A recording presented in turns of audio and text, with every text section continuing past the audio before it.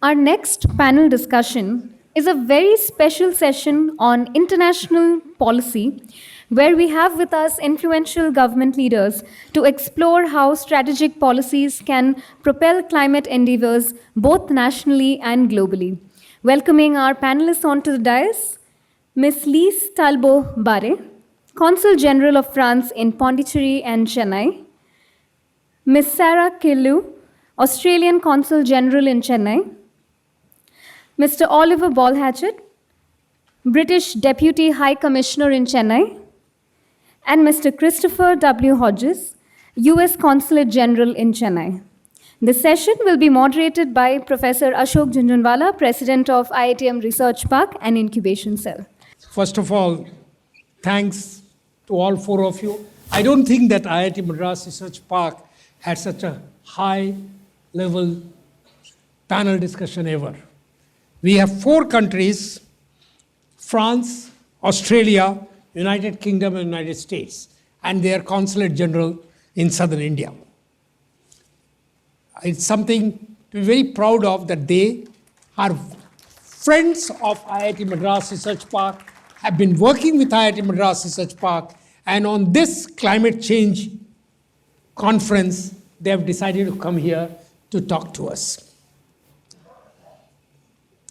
I'll begin with just giving a quick background of what this conference has focused on.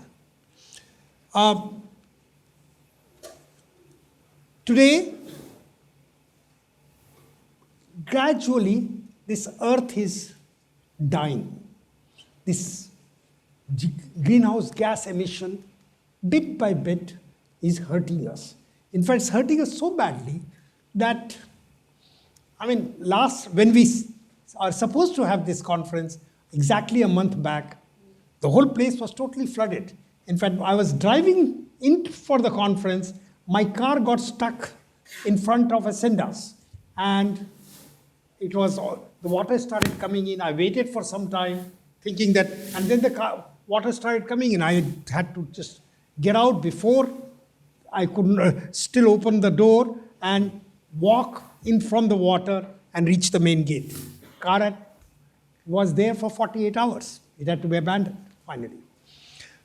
Very soon after, in southern Tamil Nadu, we had one of the massive floods. These are indicators of what is happening. It is happening far more frequently than it has happened earlier, and gradually the earth is moving towards a very, very dangerous situation. If you look at it, what is the reason? The reason is we are using a larger and larger amount of energy and giving out a huge amount of greenhouse gas emission, particularly the fossil fuel-based energy. In terms of per capita, we are only 103rd in terms of GHG emission. But in terms of total emission, we are already number 3. I'm talking about India. We are number 3 behind China and United States. And as our GDP goes up, which it is growing at between 6 to 7%, and if it continues to grow up, our projection is in about 10 to 12 years, we may even surpass United States. So whether we like it or not, we are significant contributor. China is a big contributor. We, with our 1.4 billion population, and now the largest population, will be contributing even more if the same thing goes on. We are also seeing Africa. If you treat Africa as one unit, it also has 1.4 billion population. And it is still very low in terms of per capita energy consumption and GHG emission, but that's also going up. And that will be another as it goes up. As its population continues to grow up, you will see them also contributing very significantly to the Earth's destruction. Also, the another important thing that whenever the GHG event takes place, see the way the Chennai was paralyzed, see the way the Tamil Nadu was paralyzed. It is the low-income people in all over the world, anywhere in the world, who suffer the most. A very big irony is those who are the richest, whether in India or anywhere else, contribute most to the GHG emission. The one who suffer most are the lowest income people. It is in this context we feel that we have no option but to go hard on trying to combat GHG emission. There are three approaches, we said this in the conference that we will have. First is, can we use technology to move away from fossil fuel and use as much as green energy, giving out very little or no GHG emission? That's approach number one. Approach number two, can we make any usage of our energy more efficient than we are using it today? Can we enhance the efficiency so that we can use less? And the third, which we are taking up from something that Mahatma Gandhi said about a century back. Exactly a century back, Mahatma Gandhi had made one statement that the world has enough for everyone to live, but not for their greed. I think our energy consumption and GHG emission is going up. Our life is becoming more complex. It is not necessarily becoming happier. So we are talking about all three things. Can we have a simpler living? Can we have more energy efficiency? And can we use technology to move to green? Since India is a major contributor and will be even bigger contributor, we are ready to accept the challenge and say we will have to take a leadership in technology to combat GHG emission and make our usage more and more green. And yet, all the four of you, whether it's France, Australia, UK, or United States, have been far ahead in terms of technology. And they have top technologists working on how to change from fossil fuel to green energy and not give out as much GHG emission. So it is in this context we are seeking partnership from each of you. I think if 5 countries sitting out here, I of course, a professor here, and the 4 of you representing the government, if we work together, I think we can get India to become net zero. Of course, your countries will become net zero in the process. And we can even get Africa to become net zero as its population continues to rise. And we can stop that. Otherwise, the earth is going to be destroyed. So it is in this context the conference has been held, a very rich conference. And what I would like each of you maybe to spend about 5 minutes talking about how your country and us, your technologists and policymakers, can work with India to take leadership in combating the GHG emission. So this is what I would like, and I'll request maybe start with Sarah. She's the closest to me. About 5 minutes. Thank you. Yeah, take this. Thank you, Professor Jhunjhunwala, and what a pleasure it is to be back on the IITM stage. I think, and you know, I'm coming to the close of my time here in Chennai. I've been here for 3 years now. I think I've given more remarks and speeches from this very stage than from anywhere else in Chennai, which goes to show the place of IITM and its research park in the thought leadership of India. This is a real hub for creative thinking, for experimentation with new technology. And my congratulations to you, Professor Jhunjhunwala, for having created that atmosphere. I've seen a lot of incubators across India, but I've never seen one quite like this doing such very good work. The challenge that you've laid out is an important one. It's an acute one. It's one that many countries are seized with, but it is not an easy one to address. And you know, you asked us, what can we do as countries? and working together with India to get there. So for Australia's part, we have committed to net zero emissions by 2050 and by reducing our emissions by 43% by 2030. We've actually then gone through and really thought about that in a systematic way. What is it that we need to particularly achieve in order to kind of make that pathway? And one of those things is that we think we need to use 82% renewable energy by 2030. That's now only 6 years away, and we are only at 35% renewable energy. And this from a country, Australia, that should and will be probably a renewable energy superpower. We have plenty of solar, we have plenty of wind, we have plenty of space. We have all the inputs that are needed. We have a population that's pretty on board with addressing climate change. But still, it's difficult. These are sticky problems to work through. When we think about how can we work with India on this very pressing problem, we sort of go through it stepwise. So we have a strong political commitment. It's something that our leaders have said we want to work on together. We look at all of the parts of the supply chain. So for many of the technologies we need to address climate change, critical minerals are a very important input. At the moment, global supply chains are very dominated by one country in terms of those critical minerals. So we want to work with India to address that. Australia has something like 50% of the world's lithium production. We have most of the other things you'll find on your periodic tables. But how do we go from digging it out of the ground, first stage processing, second stage processing, into a format that's usable? My government has committed around $6 million to working with India on investment proposals. So we want to see Indian companies, your big industries, investing in our mines and bringing more supply online through the Quad. And my partner Chris is here as well. Quad partners, our countries. There's $50 million on the table there to work on clean energy supply chains.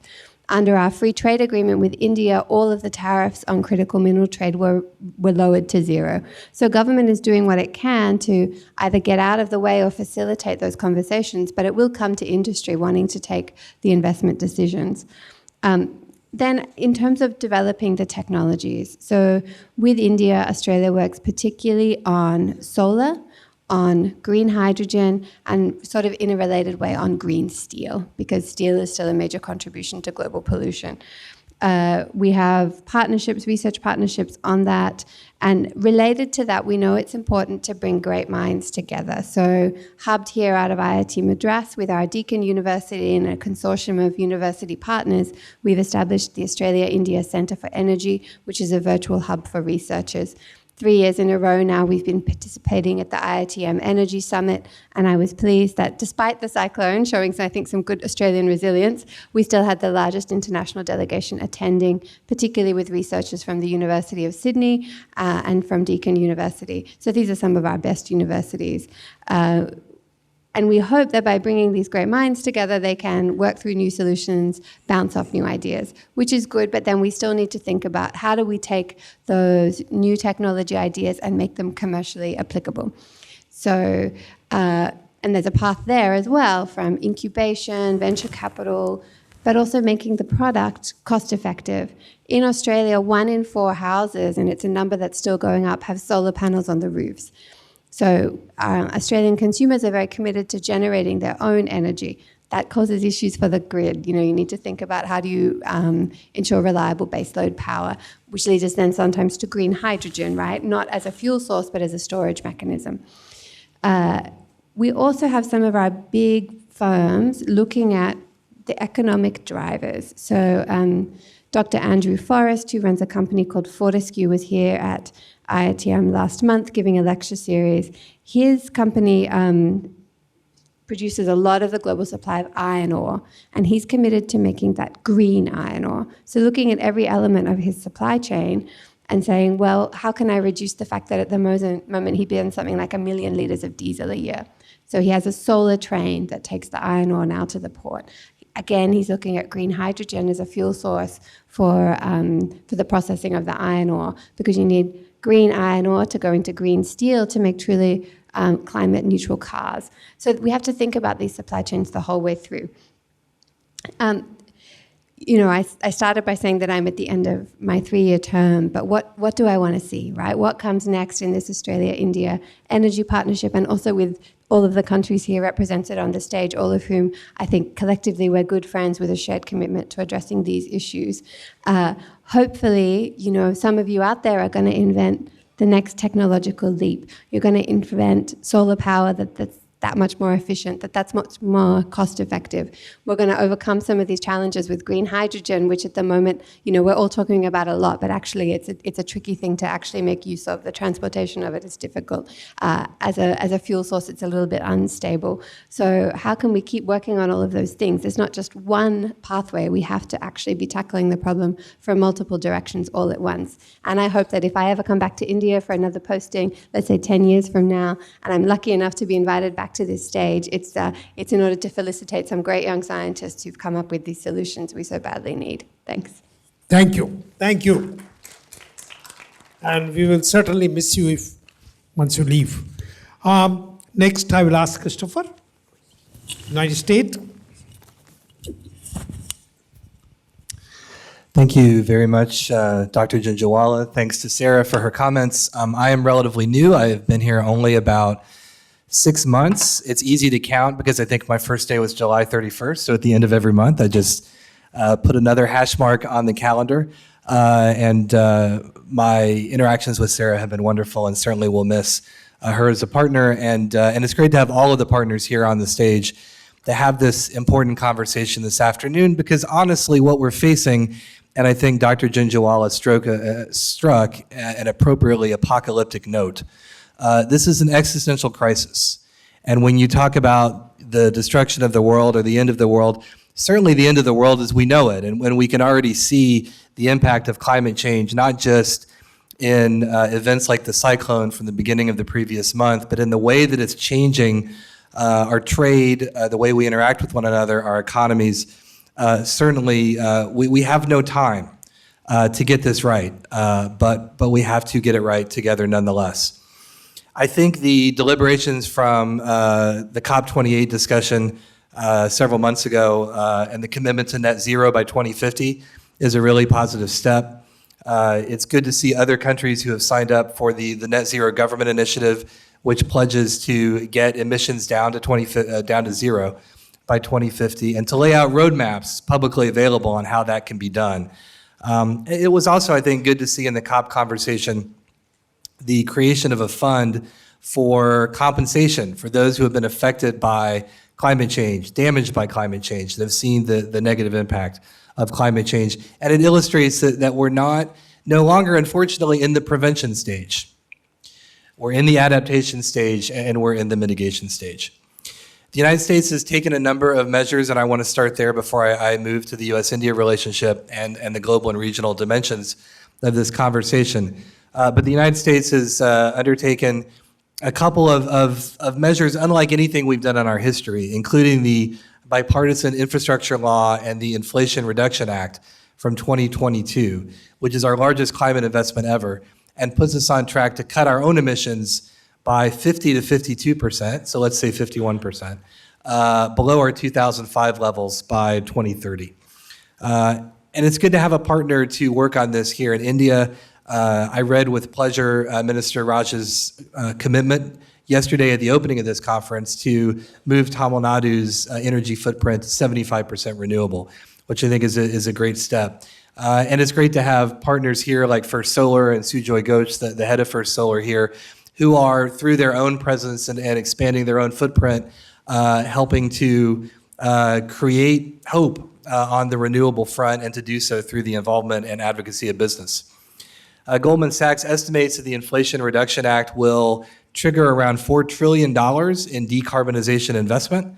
And we're already seeing, as a result of the IRA, which is an acronym that I'm increasingly becoming comfortable with using, significant new climate investment in less economically prosperous areas.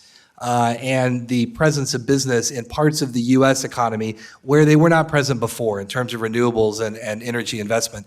And this touches upon something that Dr. Jhunjhunwala mentioned, and that I'll come back to in a second, which is the importance of equity in climate change, making sure everyone is involved and recognizing the disproportionate impact that climate change is having on marginalized communities within countries and regions of the world, such as the Global South.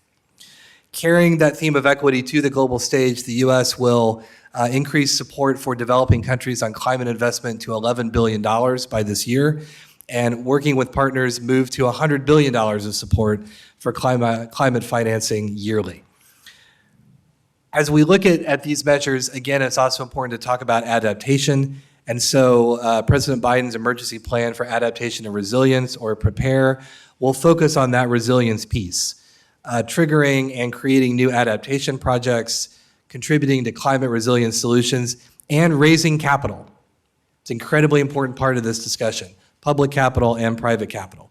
Again, we have to recognize that we are in the adaptation phase and no longer in the earlier prevention phase, and adjust accordingly as we drive towards net zero emissions.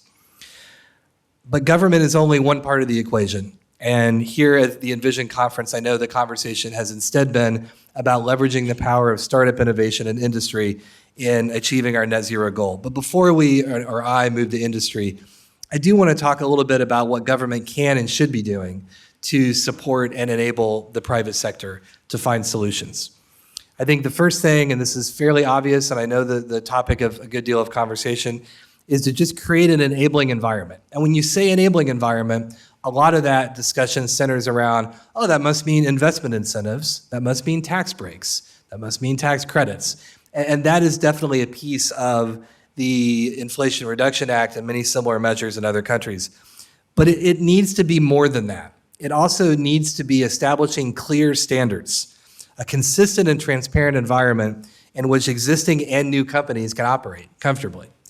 It's good to see the exciting work that Tamil Nadu is doing on this front, pushing for clear standards on electric vehicles.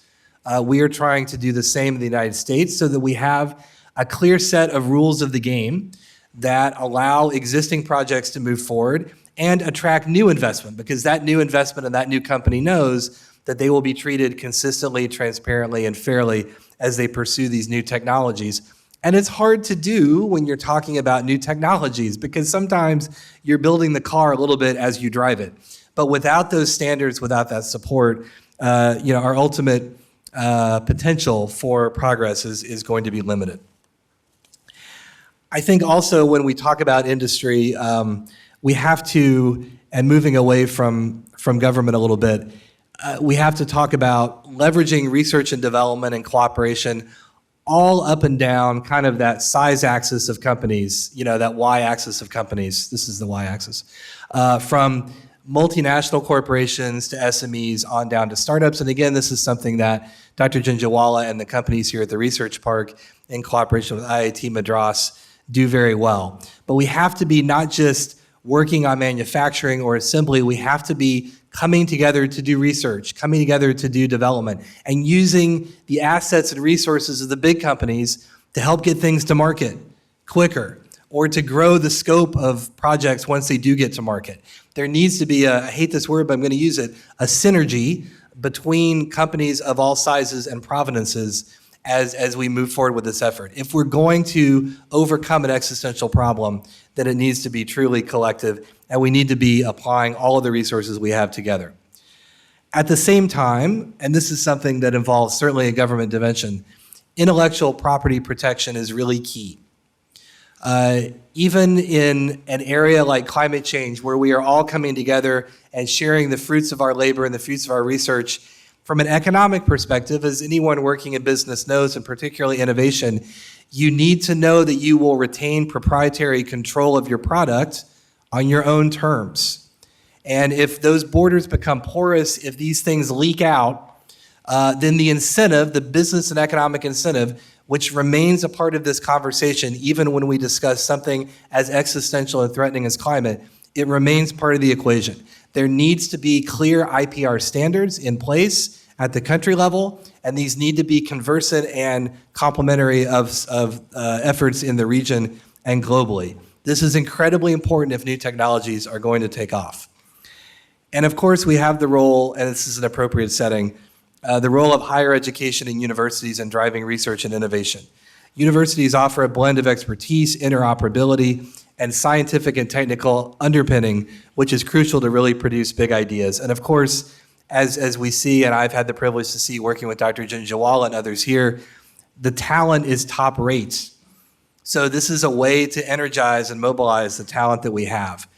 And as we think about this, I want to make 2 points just in closing. The first is, when we talk about this as an equity issue and getting everyone involved, it's not just a matter of doing it because it's the right thing to do. And by equity, I mean marginalized populations, folks who have not been part of these discussions before, leveraging the full diversity of our populations, both in India, which is a model of diversity, as well as the United States, Australia, the UK, and France, which also have harnessed their own diversity to great and positive effect. But the thing is, if we don't get everyone involved, then we're not using all the resources we have. We're not putting everything on the table. And it's not just a matter of doing the right thing. It's a matter of using the most of the resources that we have. It's absolutely critical that we do that.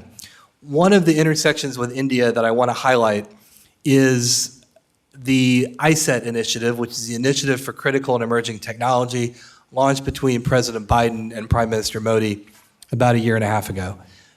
This looks at quantum, this looks at artificial intelligence, commercial space, and green hydrogen and renewables.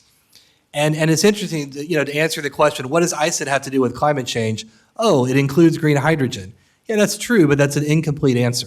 We need to be using all of these next generation technologies to cross-apply through all of these different spheres in a way that leverages artificial intelligence to advance climate change. By routinizing and automating the many, many processes that are part of all of these different industrial and technological products that we are pursuing. We need to be thinking about quantum. We need to be thinking about space. All of these things, if we do not connect the dots creatively and holistically, then again, we are disadvantaging ourselves significantly. In the final analysis, success on the road to zero emissions isn't going to be a silver bullet like wind farms in southern Tamil Nadu or solar or green hydrogen, which, as Sarah says, is not yet all the way to fruition for a variety of reasons, or any other particular area which is discussed here or in the many discussions happening about zero emissions. We're going to need all of them, and they will need to rest on a foundation of cooperation, transparency, clear standards and regulations, and a synthesis between government and industry to produce solutions which aren't just good for climate, but provide incentives which grow our economies, create profit, create prosperity, and address inequities. As with all the big and complex problems in the world, you can't put it in a box and you can't put it in a corner. We need to be thinking about how we do all of these things together to give ourselves the best chance possible. I really appreciate the opportunity to speak on this with esteemed other panelists and good friends. And thank you, Dr. Jhunjhunwala, for the invitation. Thank you. Thank you very much. Now I will request Lisa from France. You have a microphone? Okay. Oh. Vanakkam, good afternoon. So thank you, Dr. Jhunjhunwala, for having me on stage addressing this challenge. But first of all, I would like to wish you all a happy new year with success and health and happiness to you all. So yes, this climate change, net zero, these challenging are decisive, and we have to tackle them all together. And it was not a surprise that Chennai has been chosen to host the Environment G20 meeting in July, and we had the chance to have our Environment Minister in Chennai for this important ministerial meeting dedicated to environment and climate change. And actually, that was the first visit of a French minister to Chennai, so it's such a symbol. And last year is full of symbols between France and India, as we were celebrating 25 years of strategic partnership. India was the guest of honor at our National Day in Paris on the 14th of July. And on that really day, Prime Minister Narendra Modi and President Macron adopted a new roadmap for our bilateral relationship for the next 25 years. And this new roadmap we call 2047. In this new roadmap, there's a partnership for the planet, which is the second pillars of our partnership. There are three pillars. The first is defense and sovereignty. The second is partnership for the planet. And the third is partnership, human-to-human contacts, the partnership for the people. So you see the importance how we consider environment and climate change in our bilateral relation at the very highest level. And you may know that France is very committed to tackle climate change and to take actions on the national level, at the European level, and on the international arena as well. So on the national level, the President's strategy launched 2 years ago is to reach carbon neutrality in 2050 as within the European Union targets. And we've launched a huge investment plan, which is quite massive and quite historic, to accelerate this transition to more sustainable development, to green industry, and also to accelerate the transition within our cities and within our homes as well. So, because we have to adapt our housing to make sure we don't lose energy, so we are energy sufficient and have a sustainable consumption. So this plan, which is called France 2030, with a recovery plan of 100 billion euros, so which is massive to go to 2030, with a third of it dedicated to acceleration of the green transition in energy, in industry, so on and so forth. So the plan is to reduce greenhouse gas emission by 50% by 2030, and we have already reached halfway. We've reduced greenhouse gas emission by 25% so far compared to 1990. So we are on the way, and it's really at reach. So what we do with India to tackle together these huge challenges, first of all, we try to engage India on the international arena and take initiative together. That's how we launched together in 2019 the International Solar Alliance based in Delhi. So this is the first bilateral initiative on the international arena together to promote renewable energies. And we continue to do so. We are working on an initiative on plastic to ban single-use plastic. So there was a Franco-Indian initiative at the beginning, and we hope we'll have an international treaty on it one day. We are very, very enthusiastic. And we could see within the G20 presidency of India that global climate change and environment was really at the heart of the discussions. And we try to engage as many countries as we can, because we'll definitely have to tackle that all together. And on a bilateral level, we have many tools. As I said, the Partnership for the Planet is really a strong pillar of our relations.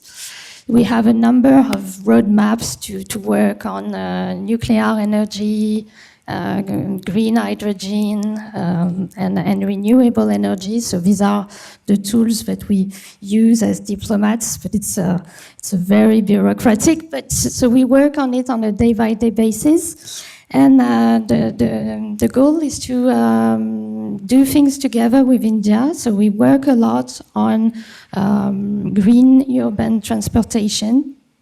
So with the French Development Agency, EFD. We are a partner of the Smart City Initiative at the national level, and we have developed also Franco-Indian initiative within Smart City, which is called Cities, and to work with cities, with like 15 cities in India, to help them to enhance public transport, green electricity, and to work on basic needs like waste management, and so on and so forth. So we had the chance to welcome the Honorable Mayor of Chennai last year for a study trip to France and Europe to be dedicated to waste management. That will be also part of all the things we have to do and work on together. There's the energy issue, which is massive, but also waste management and how we can reach sustainable consumption. So this is one of the fields we work on with India, and specifically in Chennai. Regarding public transport, the French Development Agency is funding the metro building. So we have funded the first line of the metro in Kochi and in Pune. So we are working on this with Indian partners. So there are different levels of actions that we can do together and that are really at the heart of our relations.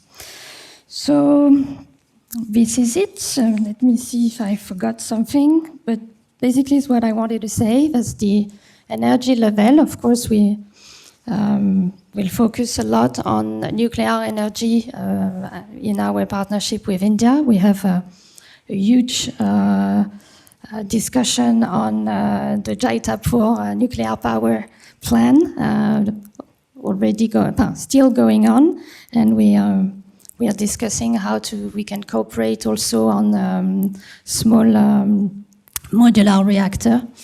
And as you may know, France has chosen nuclear energy back in the 50s, and so it's 40% of our energy mix. So we really capitalize on it to reach greener energy. And so that's definitely one of the discussion we have with India. So nuclear energy, cities and waste management, public transport, and cleaner energy. That's at the heart of our discussion and projects. Thank you. Thank you very much, Lisa. And now I'll request Oliver from United Kingdom. Thank you very much, Professor. I think never speak last after four very intelligent people. I'll see what else I can add. So I'm Oliver. I've been here. I'm the Consul General that never leaves. I've been here for 4.5 years, and will be here for a bit longer still.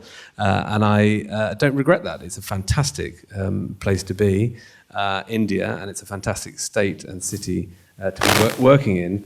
And particularly on this theme, because we have a considerable number of projects and partnerships with government, with IIT, Madras Research Park, and others across this state. So I was, last week, I've just come back from Vietnam, and last week I took my daughter, who is 7, caving for the day. So walking through these amazing caves in the Quang Binh province of Vietnam. And we drove, as we were arriving, we drove through this village, and I noticed that every house had a little mini house on the side of it with these oil drums on the bottom. And I asked what these were, and they said, oh, these are floating houses. So when the area floods, they put all their stuff, all their valuables and even their cars in their second houses, and they just rise up and float.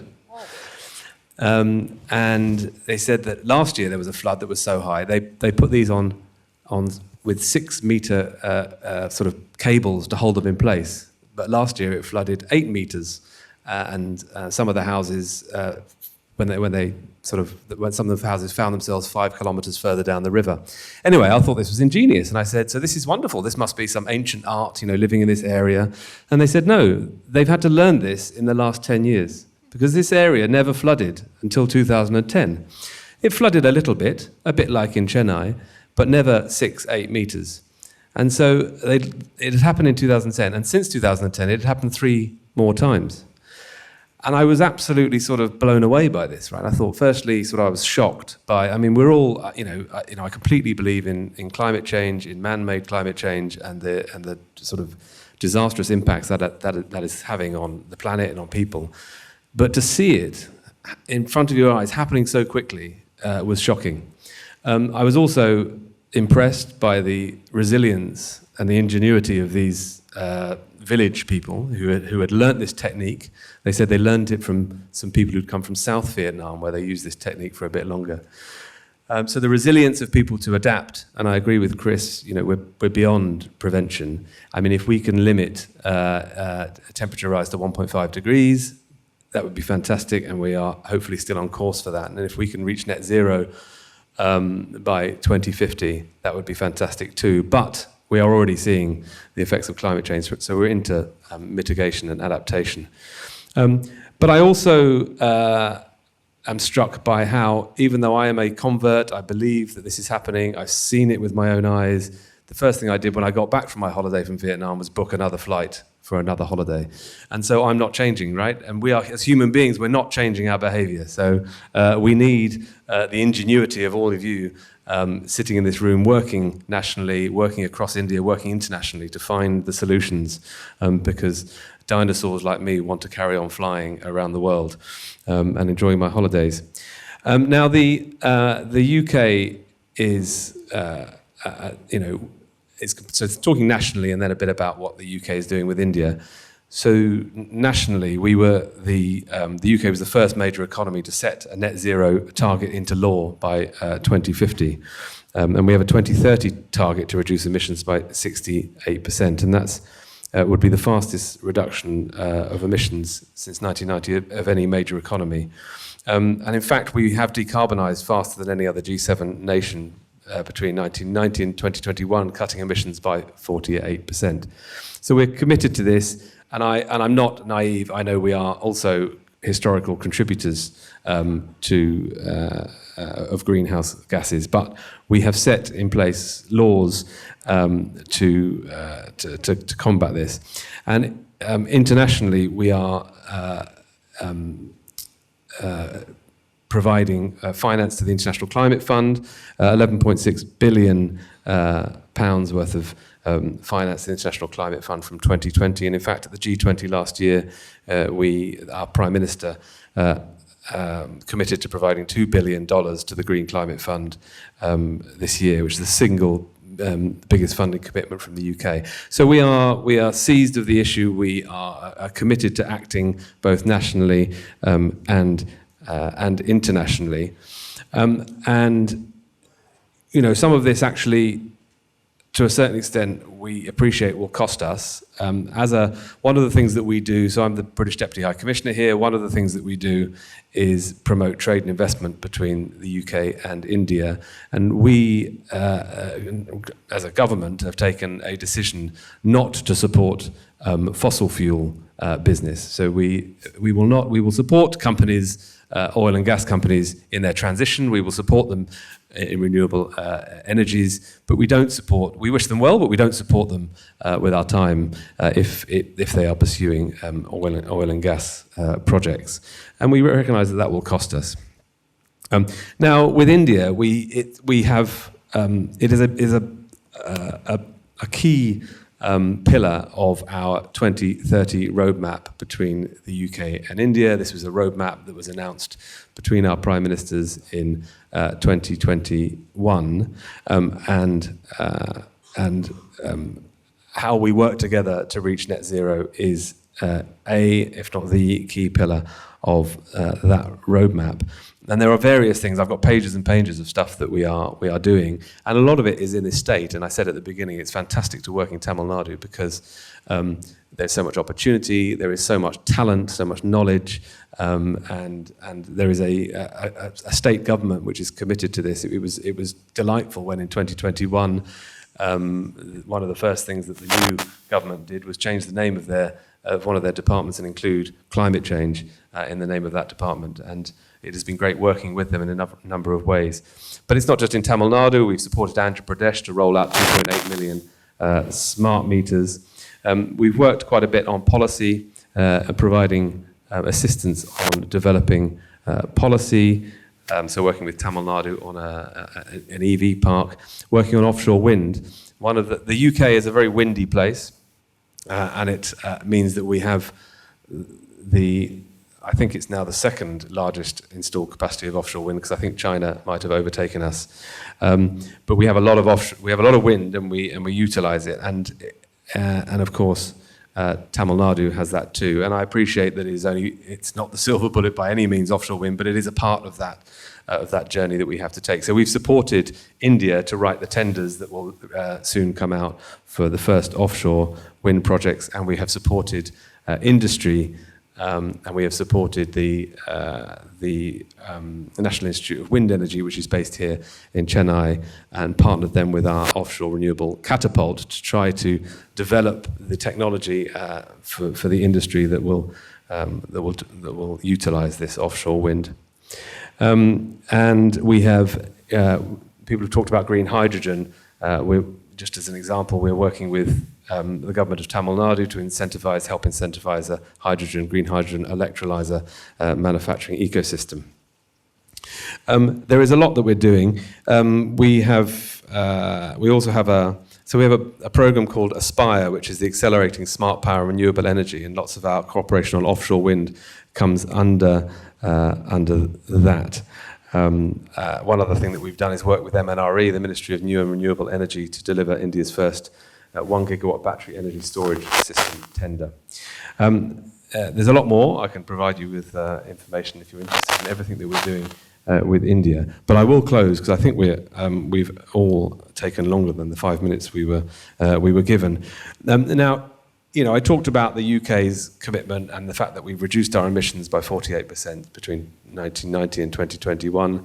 And I guess it's quite easy for me to say that because we've reached the stage of our development where we are able to do that. And I appreciate fully that India still has a huge, it is still a per capita emitter that is much lower than the UK, because it still is on the development path, and it has that right to develop. But I'm inspired, sort of as I was inspired by seeing those houses in Vietnam, I'm inspired by the genius of people in India, and there's 1.4 billion of you with very big brains, and a lot of you are here today. And I am confident that actually we will, with international cooperation, if we can keep on that path to limiting temperature increase to 1.5 degrees and reach net zero by 2050, I'm confident that the solutions are out there for us to find a sustainable and green future. So thank you very much for inviting me to talk today. It's been lovely sitting on the panel with such good friends. Thank you very much. The four of you have been very good friends of IIT Madras Research Park, and you have noticed that how we have driven innovation, startups, and industry academia interaction. And the four of you represent countries which are by far the technologically most powerful countries. I have talked about that India's growth in future has to be with using only green energy. Yes, our per capita GDP need to grow, but with green energy. And I'm mentioning Africa, because Africa is again 1.4 billion population. It's population growing rapidly, and they also need to do that.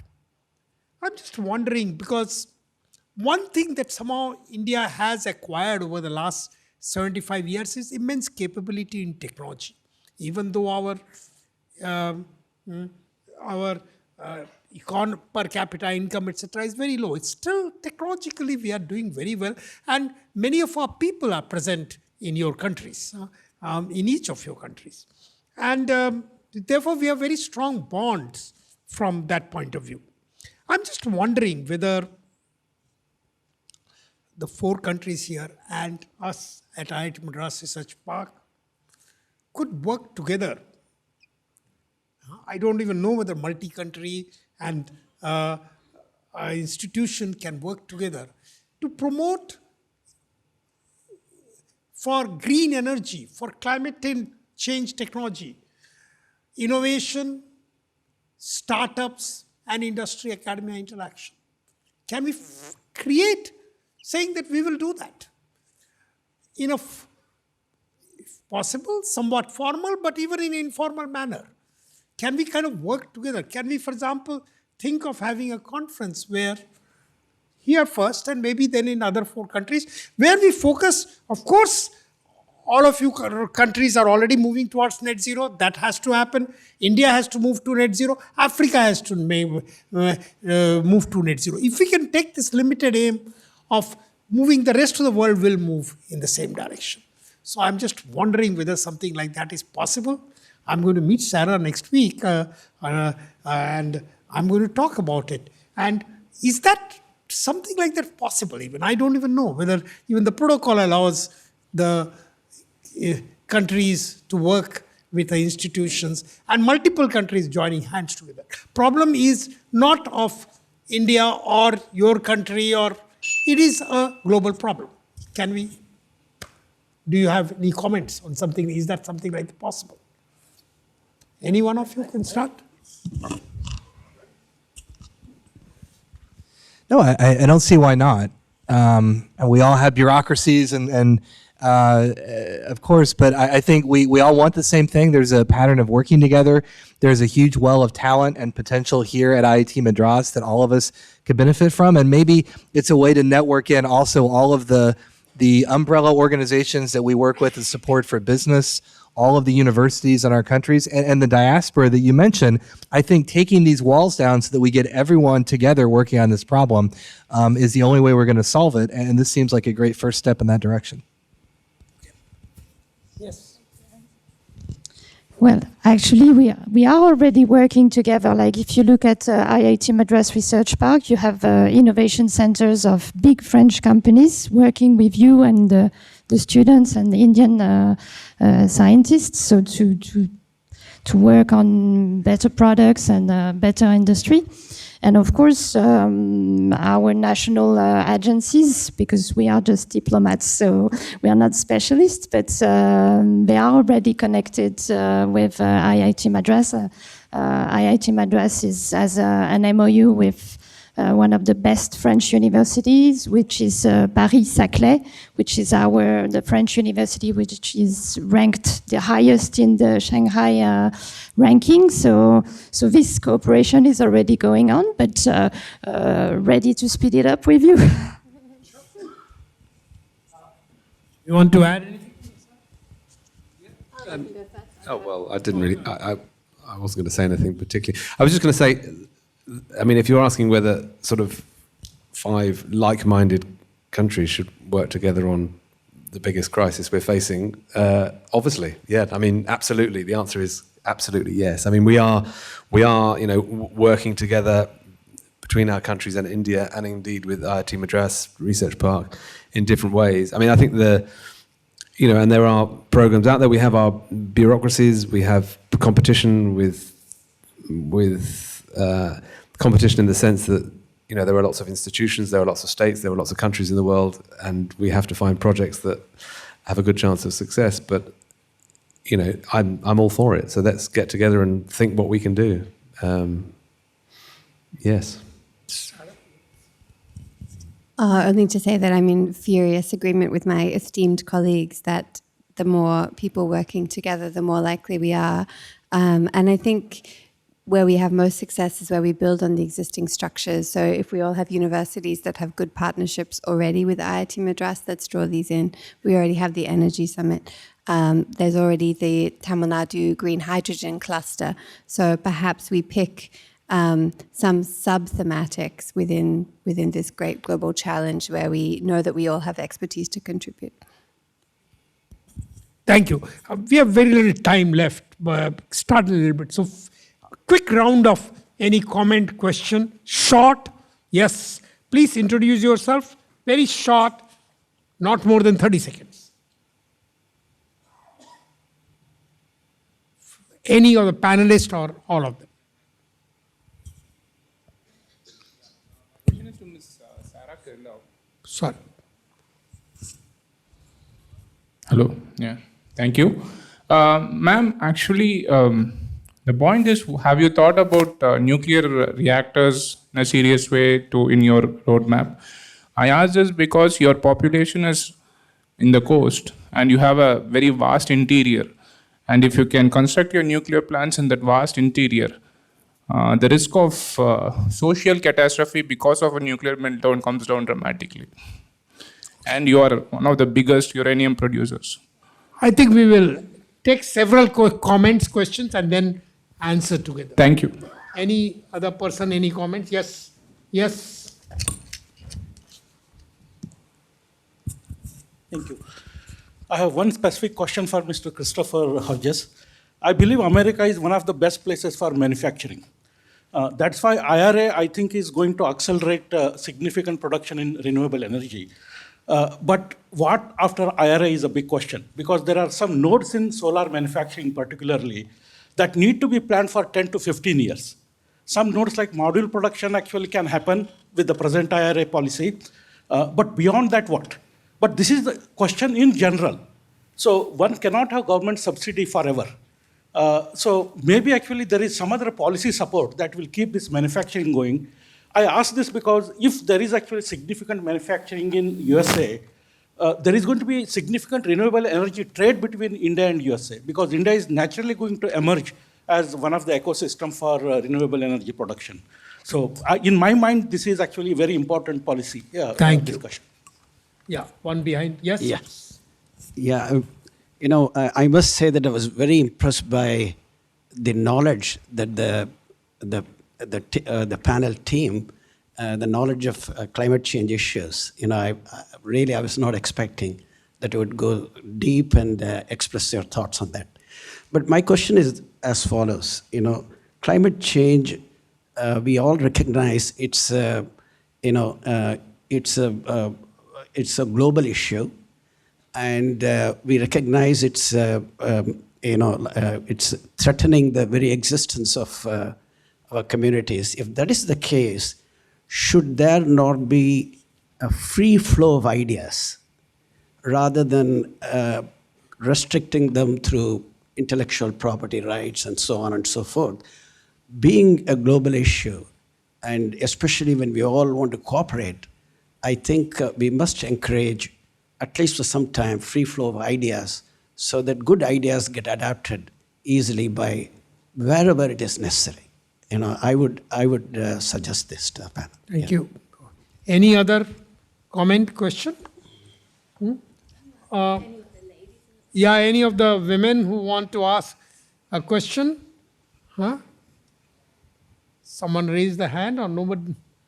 We have.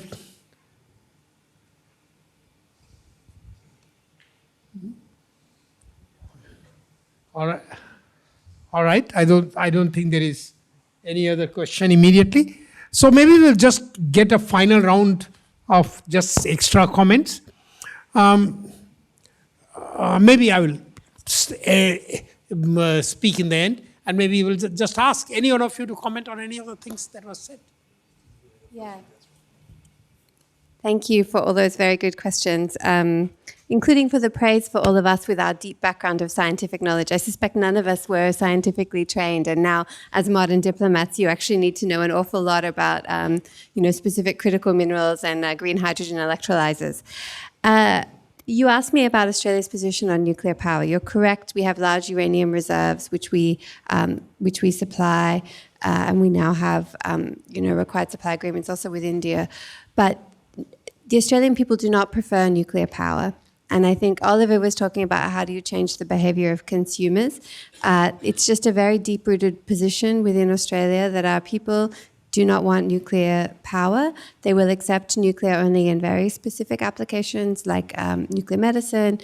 We will acquire nuclear-powered but not nuclear-armed submarines. So I think the position of government has recognized that that's just not something that we will ever take up at scale. Rather, we would invest our time and our research energy in renewable energy, where we are, in fact, equally blessed in terms of the natural inputs, sun and wind, for that, and hydroelectric as well is very big in Australia. I just wanted to touch on the IRA as well, because I do think this is a super interesting policy. And when I am having conversations with stakeholders globally on this, they all say to me, look, we are in a competition at the moment for capital and for technology. And I think it links to this question about should we allow free flow of IP. Actually, it's also a competition for capital, and capital wants secure returns, which I know Chris was touching on in his remarks. But as policymakers and bureaucrats, I find that a useful frame to think about. So there's the technology, there's the capital, and then the third is the political will. Thanks, Sarah. I agree. And just to touch on maybe the IP question and then go back to your question about kind of the roadmap and what does it look like without subsidies. I think we need to be doing everything we can to share ideas. This is a great forum for sharing ideas, creating ideas. We've got university partnerships that incubate and create new approaches. Businesses are coming together, foundations are coming together. All of that needs to and should continue to happen given the gravity of the threat that we face. But the economic reality that if you start to rob business of its proprietary control of an idea and its ability to profit from that idea, then you will powerfully disincentivize them from producing it. And that is that's a foundational reality of the economic scene here. And yes, the threat here is more communal and wider spread, but that fact will not change. And so there needs to be a clear demarcation between the collective fora where we come together and create and innovate together, but the ability of companies to monetize their products as well. The other answer just on your question about kind of how it looks going forward, even now, I mean, this is changed the direction of a huge ship in terms of how we do climate policy and economy at all, and that takes a lot of time. And these conversations, it doesn't matter what administration is in power, there are always kind of sub-levels to these conversations that take time to address. And the IRA is a huge, for that reason, in addition to all the others that have been mentioned, a huge step forward in galvanizing and focusing our efforts on climate. These subsidies are not meant to be permanent. It will not be permanent. They are meant to, and a lot of them aren't even subsidies. I think when we talk about how you incentivize and encourage investment, it is tax breaks and credits. It's creating an environment. It's not necessarily just artificially lowering costs, And so I think that's an ingredient in the recipe, but it's not the predominant factor in that recipe. So how do we get people off the ground and create that self-sustaining profit incentive that will encourage them to keep moving? Without that, then we are working against ourselves ultimately. And so I think President Biden has laid out a clear roadmap on how all of this progresses organically. And it will need to do that in order for us to meet our emissions targets and for us to make this sort of climate work part of our economy. Yes.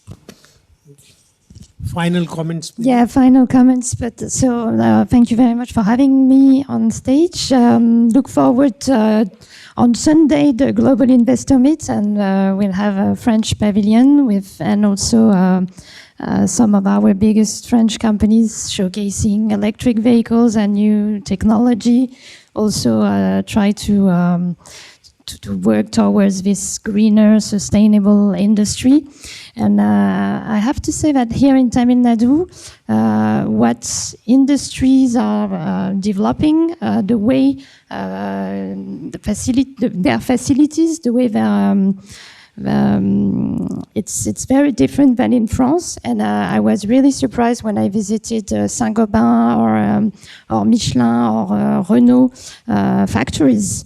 How advanced technologies they have developed to be green and water sufficient, how to, with solar panels and all the water management, which is very, very different and very clever and very different to what we do in France. So you have very good ideas. You have already regulations in place. It's you have talents. So it's a pleasure to work together. So I'll meet you at the Global Investor Meet on Sunday.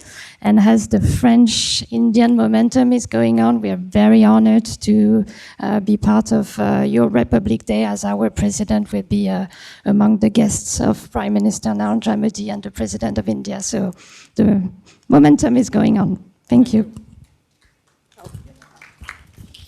I think I'll just finish with a plug, and I'll probably take the liberty of saying this probably applies to all of us, but we are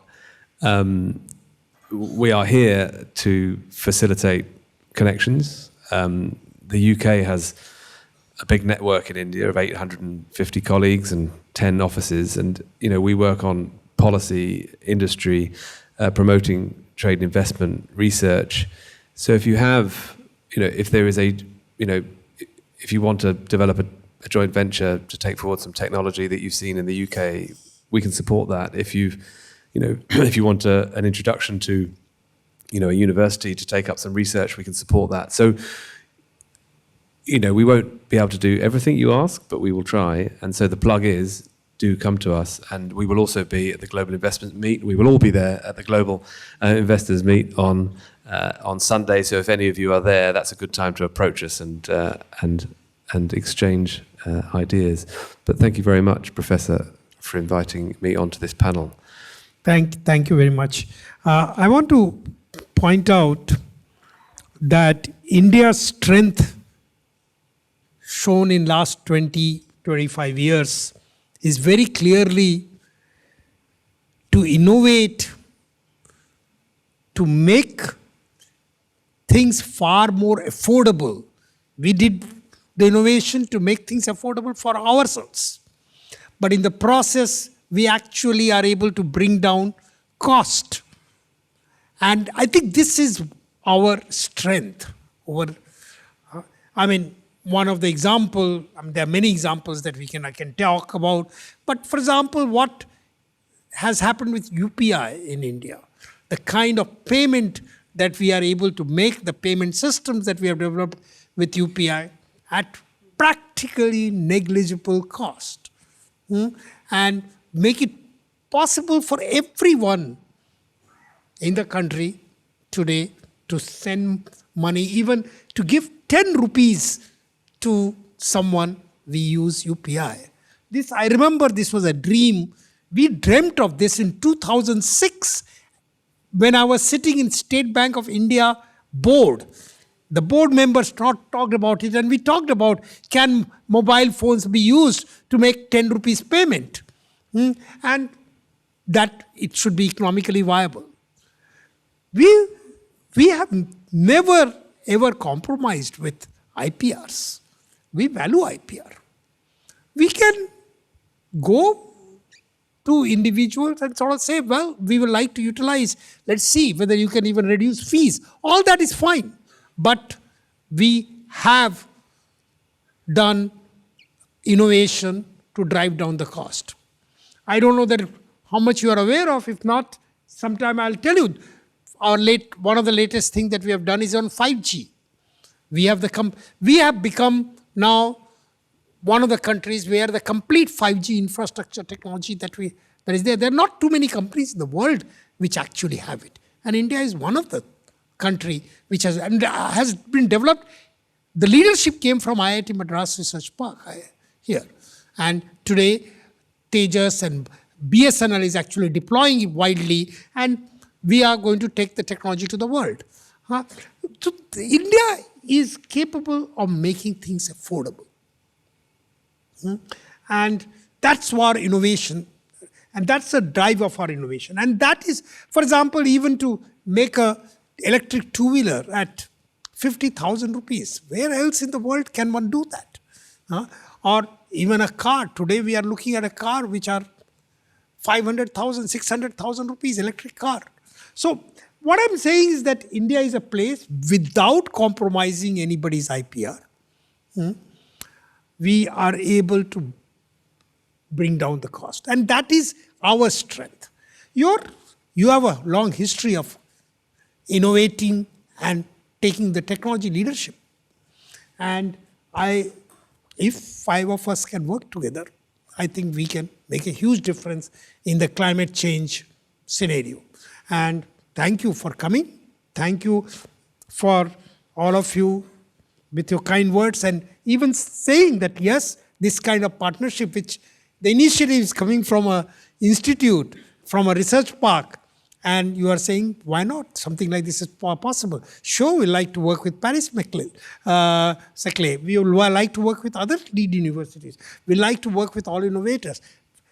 With a clear aim that we have to fight this GHG emission. We cannot let the earth die. We have created the problem. We have to solve the problem. And thank you for coming and joining with us. Thank you. Give them a big round of applause.